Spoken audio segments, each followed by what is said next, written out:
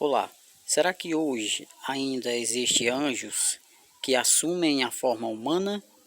Veja o vídeo com o irmão Mário Persona.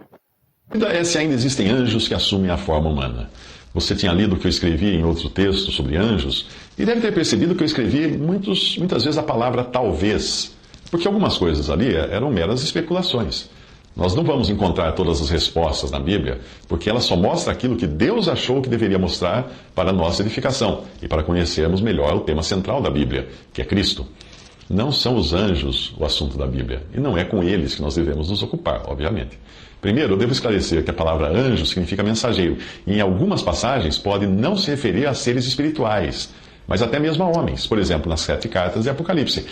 Quanto à sua pergunta, se os anjos ainda teriam a capacidade de assumir a forma humana, como faziam no passado, a minha opinião é que sim. Nós os vemos no livro de Atos, aparecendo algumas vezes, e em outras situações parece ser o próprio Senhor quem aparece e é identificado como o anjo do Senhor. Como no caso da libertação de Pedro da prisão, se não me engano, é assim que é designado ali, mas não tenho muita certeza, precisaria voltar lá. Eis que sobreveio o anjo do Senhor, Atos 12, 7 a 9, e resplandeceu uma luz na prisão, e tocando a Pedro na ilharga, o despertou, dizendo, levanta-te depressa, e caíram-lhe das mãos as cadeias. E disse-lhe o anjo, cinge-te e ata as tuas palpacas. E ele assim o fez. Disse-lhe mais, lança as costas a tua capa e segue-me. E saindo seguia, e não sabia que era real o que estava sendo feito pelo anjo, mas cuidava que via alguma visão. Quanto a anjos caídos, apareceram aos humanos, sim. E eu creio que eles também possam aparecer aos seres humanos. Eu até creio na possibilidade de aparições de extraterrestres, Nossas Senhoras, ectoplasmas, materializações que os espíritas dizem ocorrer em algumas sessões, tirando as falcatruas, claro, né? Eu acredito que essas visões todas podem muito bem ser manifestações de anjos malignos, porque geralmente essas visões não levam as pessoas a se ocuparem mais com Cristo, mas levam essas pessoas a se ocuparem mais com a própria aparição, desviando seus olhos daquele que Deus quer que seja o verdadeiro foco de nossas atenções. 1 Timóteo 2,5, porque há um só Deus e um só mediador entre Deus e os homens, Jesus Cristo, homem. Apocalipse 19:10, e eu lancei-me, João falando, e eu lancei-me a seus pés, aos pés do anjo, para o adorar, mas ele disse-me, olha, não faças tal, sou teu conservo e de teus irmãos que têm o testemunho de Jesus, adora a Deus, porque o testemunho de Jesus é o espírito de profecia. E mais uma vez, em Apocalipse 22, de 8 a 9, diz, e eu, João, sou aquele que vi e ouvi estas coisas, e havendo-as ouvido e visto, prostrei-me aos pés do anjo, que mas mostrava, para o adorar.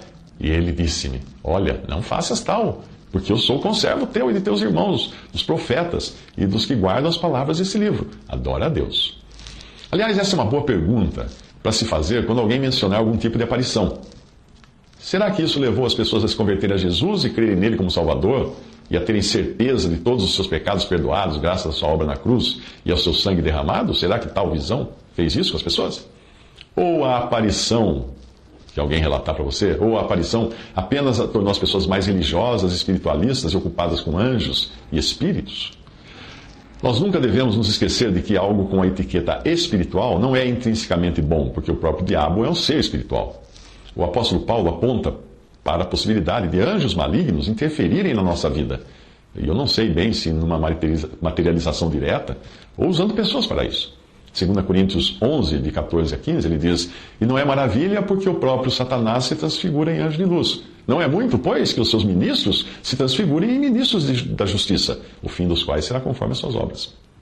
Tomás de Aquino, que viveu por volta de 1200, eu acredito, deixou um tratado sobre anjos, no qual identifica 9 ordens de seres espirituais, divididas em 3 grupos. Os serafins, que estariam no topo dessa pirâmide, isso você vê em Isaías 6:2. Os querubins, Gênesis 3:24 e Ezequiel 10, de 1 a 2. Os tronos, ou como em Colossenses 1:16. As dominações, Colossenses 1:16 também. As potências, em 1 Pedro 3:22, as potestades, em Colossenses 1:16, os principados, Colossenses 1:16, os arcanjos, 1 Tessalonicenses 4:16, e os anjos, nome usado genericamente. Nesse caso, ele estaria apenas identificando diferentes classes de anjos, sem falar dos anjos caídos, dos demônios ou espíritos malignos.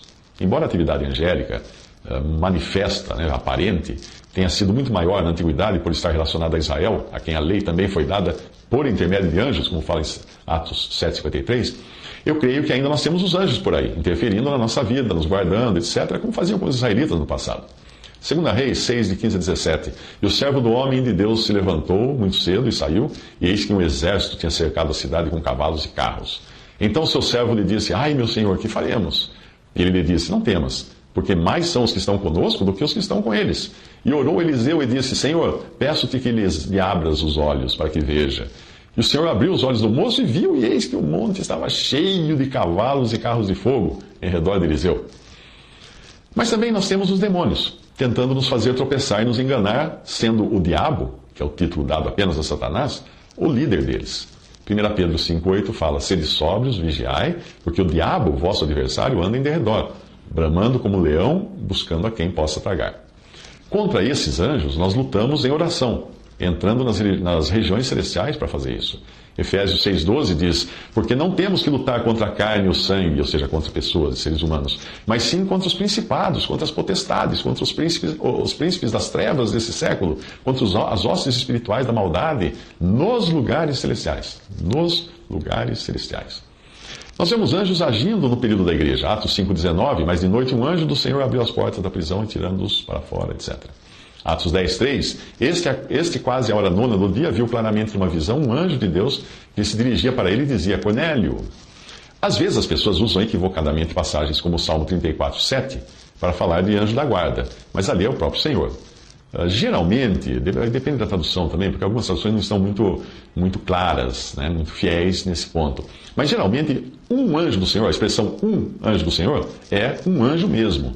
Mas quando diz o anjo do Senhor, é o próprio Senhor.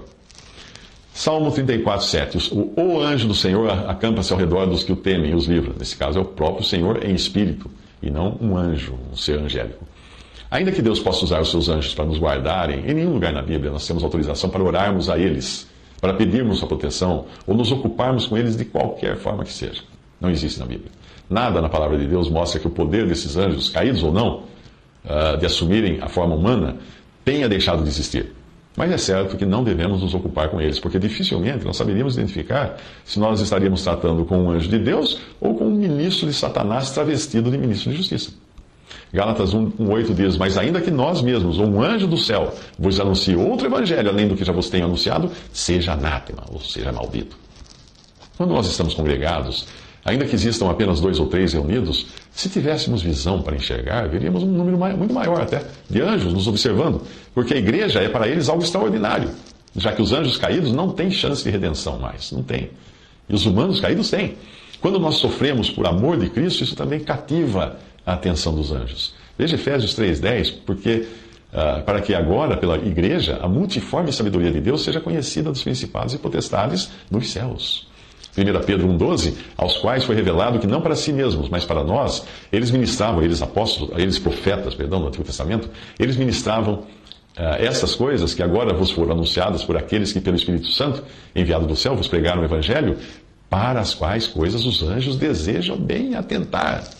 1 Coríntios 4,9, porque eu tenho para mim que Deus a nós, apóstolos, nos pôs por últimos, como condenados à morte, pois somos feitos de espetáculo ao mundo, aos anjos e aos homens. Em Hebreus, o apóstolo associa a hospitalidade ao fato de alguns no passado terem recebido anjos, sem saberem disso, obviamente referindo-se a anjos que assumiram a forma humana. Hebreus 13,2, não vos esqueçais da hospitalidade, porque por ela, alguns, não sabendo, hospedaram anjos. A dificuldade de tratar deste tema é que muitas pessoas acabam sendo atraídas pelos anjos, se esquecendo de que eles são espíritos ministradores, ou seja, ajudantes, e não são eles o foco da nossa atenção.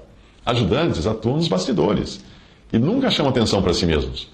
Hoje as pessoas têm uma propensão muito grande a se ocuparem com anjos, o que é um erro enorme. O esoterismo explora muito isso. É um erro ocupar-se com os anjos, porque você nunca sabe se vai estar se ocupando com anjos caídos, travestidos de ministros de justiça. Hebreus 1, de 13 a 14 diz: E a qual dos anjos disse Deus jamais: Assenta-te à minha destra, até que ponha os teus inimigos por escabelo de teus pés? Não são porventura todos eles espíritos ministradores, enviados para servir a favor daqueles que hão de herdar a salvação? Colossenses 2,18, ninguém vos domine a seu bel prazer com pretexto de humildade e culto dos anjos, envolvendo-se em coisas que não viu, ou seja, em visões, estando debalde inchado na sua carnal compreensão. Quando nós estivermos na glória, Deus nos dará a missão de julgarmos os anjos que caíram. Portanto, embora hoje nós estejamos hierarquicamente em uma posição inferior a eles, na glória estaremos em Cristo, na posição de julgá-los. 1 Coríntios 6,3 diz: Não sabeis vós que havemos de julgar os anjos? Quanto mais as coisas pertencentes a esta vida. Você perguntou se aqueles seres poderosos de que nos fala Gênesis, nascidos do cruzamento de anjos com mulheres, poderiam ainda existir por aí? A minha opinião é que não.